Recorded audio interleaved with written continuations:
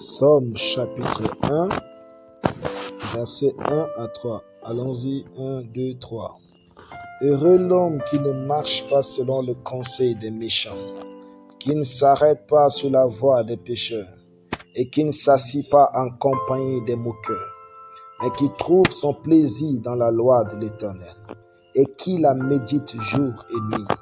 Il est comme un arbre planté près des courants d'eau, qui donne son fruit en sa saison, et dont le feuillage ne se flétrit point. Tout ce qu'il fait lui réussit. Il y a une pensée dans la vie, c'est possible de réussir dans tout ce que nous faisons. C'est possible. Il suffit de croire. Beaucoup de gens pensent que lorsqu'on vit, il faut commettre beaucoup d'erreurs avant de réussir. Ou parfois, quand on commence une affaire, il faut faire beaucoup de faillites. Comme ça, tu tues des lésions. Et puis, boum, tu réussis. On n'est pas obligé de passer par ça. On n'est pas obligé de passer par là. Il y a une possibilité de réussir dans tout ce que nous faisons. Le verset 3 nous dit, tout ce qu'il fait, pas de temps en temps. La Bible dit, tout ce qu'il fait, lui réussit. Il y a une possibilité de tout réussir dans ce que nous entreprenons. Il y a une possibilité de s'engager que pour réussir. Et là, il faut une mentalité qu'il faut déjà concevoir à l'avance. Décider de réussir. Peu importe ce dans quoi je suis impliqué, ça ne peut que fonctionner. Peu importe ce dans quoi je me retrouve, je ne peux que réussir. Et il y a une possibilité. Et cette possibilité est à la portée de tous les croyants. Et notre exhortation ce soir, c'est de permettre à chacun, dans sa foi, dans sa relation avec Dieu, de saisir cette opportunité. Vous verrez certaines personnes, vous allez vous poser peut-être la question, pourquoi est-ce qu'un jour, il ne dit jamais qu'il va mal? Pourquoi est-ce qu'un jour, il n'a pas de difficultés? Pourquoi est-ce qu'un jour, on n'a pas l'impression qu'il a été déchu dans la vie? Mais tous les jours que tu le vois, tu as l'impression qu'il progresse. Il y a une possibilité de réussir. Tout ce qu'il fait lui réussit. Ce n'est même pas écrit tout ce que Dieu l'inspire à faire. Ce n'est même pas écrit tout ce que le Saint-Esprit lui dit de faire. Mais la Bible dit tout ce dans quoi il s'engage. Tout ce dans quoi il décide de faire. La Bible dit lui réussit. Il y a une possibilité de réussir dans tout ce que nous faisons. Il y a une possibilité. Il y a une possibilité à la portée de la foi de chacun de nous de réussir dans tout ce que nous faisons. Et cela passe par quelques points. Le premier dit, heureux l'homme qui ne marche pas selon le conseil des méchants, qui ne s'arrête pas sur la voie des pécheurs et qui ne s'assied pas en compagnie de moqueurs. Bien que ces trois groupes disent la même chose, nous voyons déjà le genre de conseil qui nous fait marcher dans la vie. Quel genre de conseil est-ce que tu écoutes? Qu'est-ce qui te conseille? Est-ce que c'est les méchants ou bien les hommes sages? La Bible dit, celui qui marche avec les sages devient sage. Quel genre de conseil? Le genre de conseil que j'écoute, c'est ça qui détermine mon succès dans tout ce que je entreprends dans la vie. Quel genre de conseil est-ce que je dois m'offrir? Aujourd'hui, vous savez, il y a beaucoup de coachs en ligne. Il y a des gens, ils ont vécu, ils ont fait beaucoup d'erreurs. Après un beau jour comme ça, ils disent, ok, je vais encourager les gens. Ils deviennent coachs. Et ils disent aux gens des choses terribles. Ils disent, ne partez pas à l'école. Ne partez pas à l'école. L'école, c'est pas... Et ils disent, non, l'école, c'est pour les pauvres. L'école, c'est pour les riches. Non, beaucoup disent, ils deviennent coachs du jour au lendemain. Ils vont vous dire, oh, dans la vie, si on t'insulte, néglige aussi ceux qui te négligent. Respecte ceux qui te respectent. Ça, c'est quel genre de conseil? Si personne ne te salue, si tu envoies un message et que quelqu'un de lui ne te répond pas, arrête de t'envoyer. Considère-toi aussi. Valorise-toi aussi. Est-ce que c'est biblique? Il y a beaucoup de gens, aujourd'hui, qui donnent des conseils à n'importe qui, n'importe comment. Or, nous voyons dans la Bible qu'il y a l'esprit de conseil. Il y a l'esprit de conseil. Il y a une dimension du Saint-Esprit où l'esprit de conseil repose sur une personne qui nous conseille dans la vie. C'est pourquoi il y a les ministères, il y a les pasteurs, il y a les évangélistes. Dieu a structuré toutes choses. Donc, le conseil qui nous fait marcher dans la vie, nous avons choisi quel genre de conseil nous écoutons.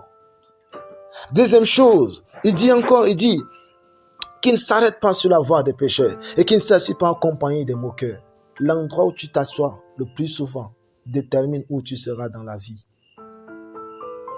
L'endroit où tu passes plus de temps détermine qui tu seras dans la vie.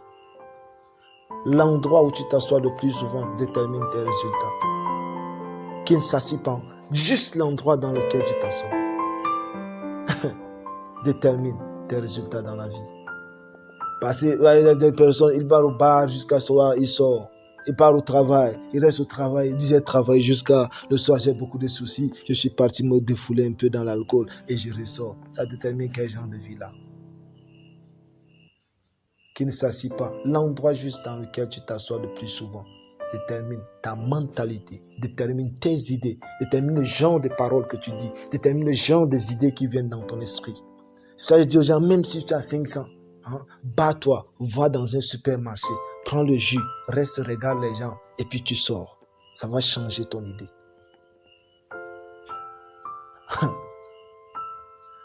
Mais si tu as 500 là, bien haricot, tout le temps, bien haricot, ça ne va pas changer ton idée. Ton idée sera bien haricot. Parce que l'endroit où tu pars détermine tes idées. Ça change ta mentalité. Même si 500, entre dans un supermarché, prends de l'eau Tanguy, sors.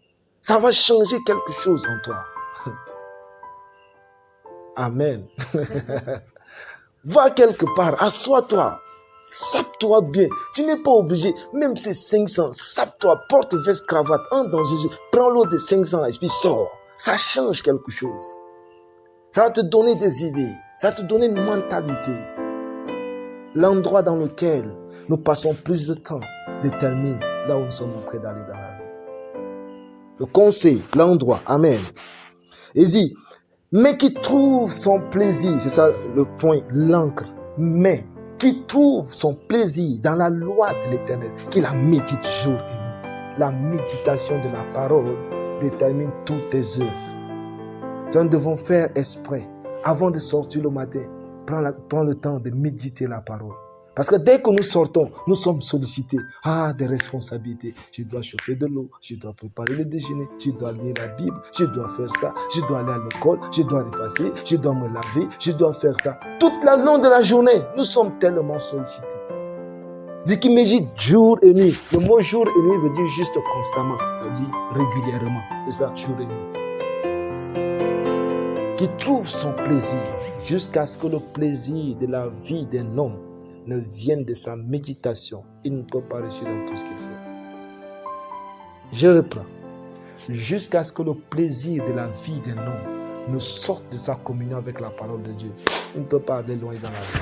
Il réussit dans tout ce qu'il fait. Il aura des échecs, il aura des débats.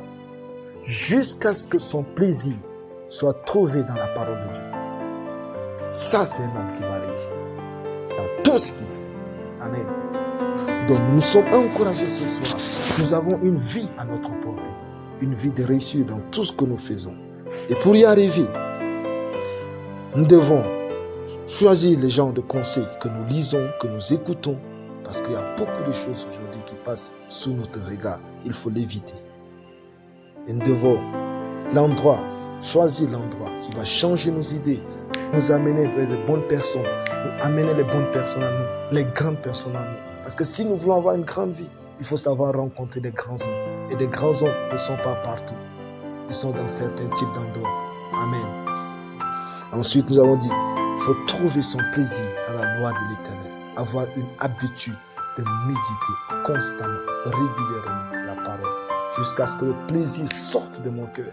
C'est le genre d'homme que lorsqu'il sera engagé dans un projet, à cause des conseils, à cause de là où il part, et surtout de la parole de l'Éternel, il va réussir. Vous savez, Dieu dit à Josué quoi? Josué, que ce livre de la loi ne s'éloigne point de ta bouche. Médite le jour et nuit. Alors qu'il allait combattre, il lui a pas dit, va prendre des pistolets. Dès que tu vois le roi venir, tu les coupes. Non. La Bible nous dit que Josué a vaincu 31 rois. 31 rois, ça veut dire qu'il a fait 31 batailles. Dieu ne lui a pas dit, prends les armes lourdes, prends les armes solides, va aller. Non, Dieu lui a dit que c'est le livre de la loi. Le livre allait lui donner des directives. Et il n'a pas flanché. Le seul cas où il avait échoué, c'est quand ils ont péché. Le livre de la loi. Pas le livre de la grâce. Parce que quand les gens ouvrent la Bible, ils voient toujours la grâce de Dieu. Même quand il y a... Le livre de la loi, le livre des principes. Les principes de Dieu vont nous conduire dans le succès. Amen. Et nous dans le nom de Jésus. Nous prenons des questions s'il y a.